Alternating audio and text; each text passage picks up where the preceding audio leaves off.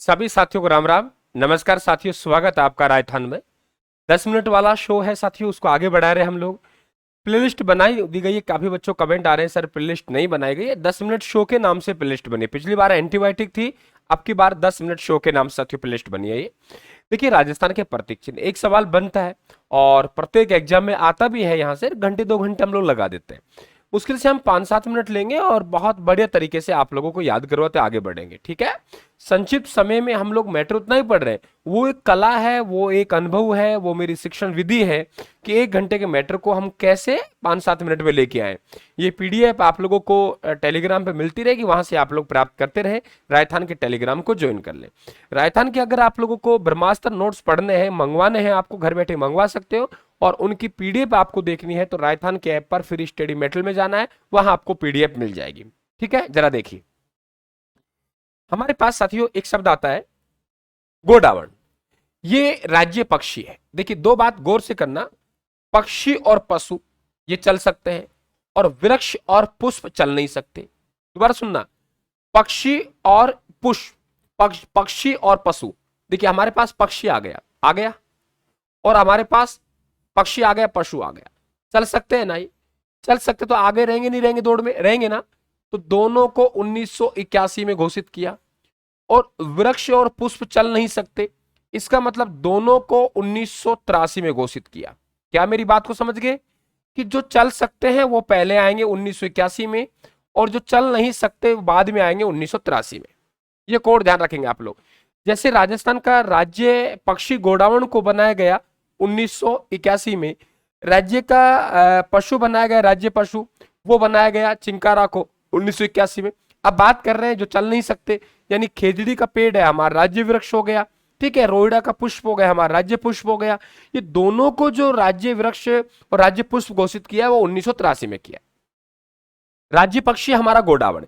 देखिए, गोडावण का अगर आप लोगों से वैज्ञानिक नाम पूछे तो क्रायोटिस नाइक्रेसेप्स है। और यदि आप लोगों से अंग्रेजी नाम पूछे तो ग्रेट इंडियन बस्टर्ड है। क्या नाम है? ग्रेट इंडियन बस्टर्ड है। अभी गोडावण का सर्वे भी करवाया गया 2024 में, मई जून के महीने में। बहुत कम संख्या है इनकी। और गोडावण पक्षी है, ये पक्षी अपना जो अंडा देता है घास में देता है। तो ध्यान रखना, गोडावण पक्षी की जो हम लोग प्रजनन स्थली कहते हैं, क्या कहते हैं भाई? प्रजनन स्थली कहते हैं। तो ध्यान रखें आप लोग, प्रजनन स्थली। तो प्रजनन स्थली हम लोग कहते हैं वो सेवण घास को कहते हैं। किसको कहते हैं? सेवण घास को। तो 1981 में राज्य पक्षी घोषित किया गया। अंग्रेजी नाम ग्रेट इंडियन बस्टर्ड, वैज्ञानिक नाम क्रोटिस नाइक्रेसेप्स है और प्रजनन स्थली हम सेवण घास को कहते हैं। और जोधपुर जंतुवालय है, वहां पर साथियों गोडावण जो पक्षी है उसके प्रजनन केंद्र भी है। क्लियर यहां तक? आगे बात करते हैं पशु। देखिए, दो बात पूछेगा आप लोगों से। एक पूछेगा वन्य जीव की श्रेणी में, तो आप चिंकारा कर देंगे। एक आपसे कहेगा घरेलू श्रेणी में। दोनों बात ध्यान रखना, अगर आप लोगों से घरेलू श्रेणी में बात की गई है तो घरेलू श्रेणी में ऊंट आएगा, और आपसे वन्य श्रेणी में बात की गई है तो चिंकारा आएगा। ऊंट को 19 सितंबर 2014 को राज्य पशु बनाया और चिंकारा को 1981 में। इन्हें गजेला गजेला भी कहते हैं साथियों। और ध्यान रखें आप लोग, इनका वैज्ञानिक नाम गजेला गजेला है। ऊंट का केमल ड्रोमोडेलिस है, ठीक है। ऊंट राजस्थान में, भारत में सबसे ज्यादा अगर कहीं ऊंट मिलते हैं तो वह राजस्थान में मिलते हैं। और ऊंट की सबसे सुंदर नस्ल है साथियों, वो नाचना है। ऊंट की सबसे सुंदर नस्ल है वो कौन सी है? नाचना। ये देखिए आप लोग, ये आप लोगों को ऊंट दिखाई दे रहा है ना। ये 2014 में बनाया गया। और ये आप लोगों को यहाँ पे ये चिंकारा दिखाई दे रहा है। चिंकारा 1981 में। ध्यान रखें, इन्हें क्या कहते हैं? गजेला गजेला कहते हैं। गजेला गजेला कहते हैं।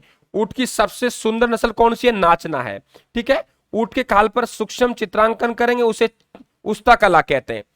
क्या कहते हैं? उस्ता कला कहते हैं। क्या कहते हैं? उस्ता कला कहते हैं। और ऊंट के खाल से बर्तन बनाएंगे उसे कॉपी कहते हैं, यानी ठंडा पानी का जलपात्र। और ऊंट के शरीर के बालों से जो वस्त्र बनाएंगे उसे बाखला कहते हैं। और साहब, ऊंट के बालों की जो विभिन्न डिजाइन में कटिंग करते हैं वो जट कतराई कहलाता है। ऊंट से संबंधित कला उस्ता कला हो गई। ऊंट के खाल पर सूक्ष्म चित्रांकन उस्ता कला बीकानेर वाला, ठीक है। और आप लोगों कॉपी ऊंट के खाल से बनाया गया ठंडा पानी का जलपात्र। बाखला ऊंट के बालों से बनाया गया वस्त्र। ठीक है, जट कतराई, कतराई, ठीक है, तो ऊंट के शरीर के बालों की कटिंग करना। ओके, राज्य वृक्ष खेजड़ी 1983 में, तो प्रोसेपिस सिनेरिया कहते हैं। साथियों, ये राज्य वृक्ष हमारा खेजड़ी है। खेजड़ी का बलिदान आपने पढ़ा होगा, वो खेजड़ी का बलिदान जो 28 अगस्त 1730 को हुआ। ये देखिए खेजड़ी का वृक्ष है, 28 अगस्त 1730 को एक बलिदान हुआ, वो खेजड़ी गांव में हुआ, जहां आज भी संसार का एकमात्र वृक्ष मेल लगता है। कहां हुआ? खेजड़ी गांव में हुआ। और यहां जो बलिदान हुआ वो अमृता देवी, इनके पति हैं रामो विश्नोई, इनकी कई बेटियां हैं, उनके नेतृत्व में हुआ, और 363 स्त्री पुरुषों ने यहां पे जान गंवाई। ये ध्यान रखें, शहीद हुए। हमारे ये वृक्ष बलिदान, ये ध्यान रखें आप लोग, खडाना कहलाता है। क्या कहलाता है? खडाना। ये खेजड़ी के वृक्ष है, ध्यान देना आप लोग। ये राजस्थान का हमारा राज्य वृक्ष है। इसकी जो फली होती हैं उन्हें हम लोग सांगरी कहते हैं। क्या कहते हैं? सांगरी कहते हैं। सूखने के बाद उन्हें खोखा कहते हैं। और ये हरी पत्ती है, इन्हें लूम कहते हैं। हरी पत्तियों क्या कहते हैं? लूम कहते हैं। हरी पत्तियों को लूम कहते हैं। इसे ये ध्यान रखें आप लोग, जांटी भी कहते हैं, ठीक है, शमी भी कहते हैं, ठीक है। राजस्थान का इन्हें कलफ वृक्ष भी कहते हैं, राजस्थान का गौरव भी कहते हैं। किसको कहते हैं हम लोग? खेजड़ी को। क्लियर? खेजड़ी दिवस जो मनाया जाता है वो 12 सितंबर को मनाया जाता है। पहली बार 1978 मनाया गया था। तो ये सब मालूम होना चाहिए आप लोगों को कि हमारा राजस्थान का राज्य वृक्ष कौन सा है? खेजड़ी है। और सबसे प्राचीन जो खेजड़ी का वृक्ष देखने को मिलेगा वो हमको मांगलियावास में देखने को मिलता है। मांगलियावास अजमेर में है, यहां पे मेला भी लगता है, ठीक है, कलफ वृक्ष मेला लगता है। तो ये ध्यान रखेंगे आप लोग, ठीक है। राज्य पुष्प रोहिड़ा, टीकू मेला अंडुलेटा कहते हैं। 1983 में जो चल नहीं सकते, 1983 में जो चल सकते हैं 1981 में। ओके, तो राजस्थान का सागवान, मरुशोभा और मारवा टीका कहते हैं। ये देखिए हरी मिर्च जैसे इसके फूल होते हैं, और यहां देखिए किस प्रकार से इनके हैं फूल है। तो आपके टीकू मेला अंडुलेटा कहते हैं। तो राजस्थान का राज्य पुष्प है वो रोहिड़ा का पुष्प है, राज्य पुष्प है। भी ध्यान रखें आप लोग, रोहिड़ा का पुष्प है। और इसमें जो पुष्प लगते हैं वो ध्यान रखना, विशेषकर मार्च अप्रैल के महीने में लगते हैं। कब लगते हैं?